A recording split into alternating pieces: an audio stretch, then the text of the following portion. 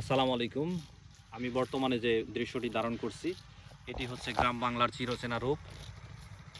চাষি তার জমিতে সার প্রয়োগ করছে। ভাই এটা কি সবজি এটা?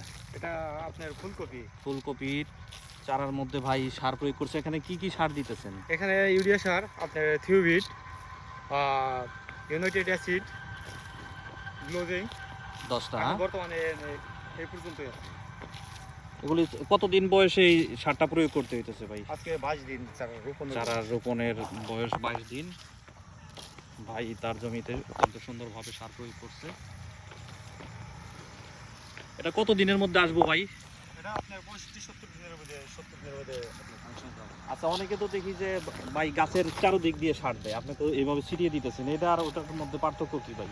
ওটা আপনার 1 বিঘা জমিতে যদি কিনা রিং করে সার দেওয়া হয়, ম্যাক্সিমাম আপনার 5টা লেবার লাগবে।